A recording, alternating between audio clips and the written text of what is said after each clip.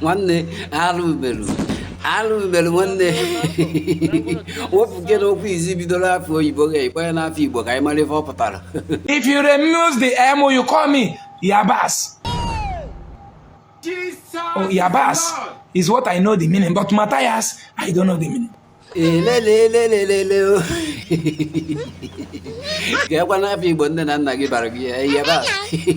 Get one of you, Bogi, and then Nagi Baragi. Ben number mojo for Ghana. Did you didn't do coffee? Never for you and Doka Baragi, who so never work you even Docano. Who so never we work in even Docano. Mobi. I love church. So I go to church with all my money. I invested my money in the church, hoping that we are walking in the same lane without knowing that these people are pushing me, moving on a smooth lane, using my money to get themselves where security, and pushing me to where there is no security, giving me a mark to protect me. We rise from uplifting others. We rise from uplifting others. I have said it again, that any God that will make me millionaire and my people will be a wheelbarrow pusher, I don't need it in my life. Why are you running? Why are you I don't need it. Why must you give me money and the others are wheelbarrow pusher?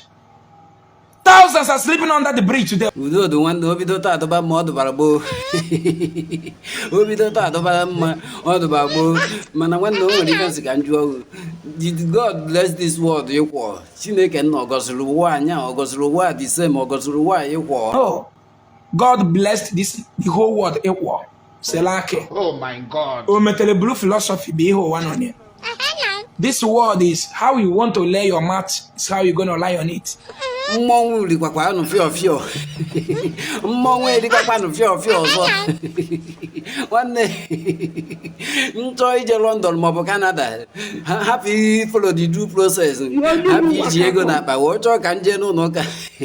Kampo babu bebe belka Jesus nyem visa meji je Canada mob nkenge je London. Gelo tumesi wo bu abodu ne.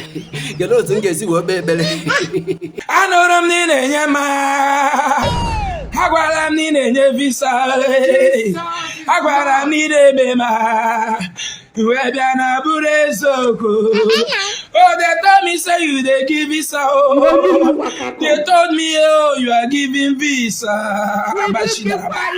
Yeah, say you they give visa, Jesus, and I have come it becomes reality. Every power holding my visa, every power holding my document, every power holding my visa. Take your visa. I'm taking my visa to America. I'm taking my visa to Canada. Oh Jesus, Jesus, Jesus, Jesus, Jesus, Jesus. All of them is Jesus doing. Papa no wezaku. If the man na mi fi kuru if emeli oni ejebe go ka mashiri go dafia. Ka mashiri go dafia gbazu. Ka mo ni fi kuru of ma. Jesus is Lord. Ndi beribe. Ndi nzuzu. I'm trying to save their life. Alum na so ibu aso ni yi o. Alum na so ibu aso ni yi. Kele people aso ni yi. Onye plus ezule n'iyi e gele plus ezule n'okwu an na-ekwu gele plus ezule n'iyi e ka m na-ajụ gele plus a every power holding my visa, every power holding my document, every power holding my visa. Take your visa. I'm taking my visa to America. I'm taking my visa to Canada. Oh Jesus, Jesus, Jesus, Jesus, Jesus, Jesus. Ndi beribe. Ndi nzuzu.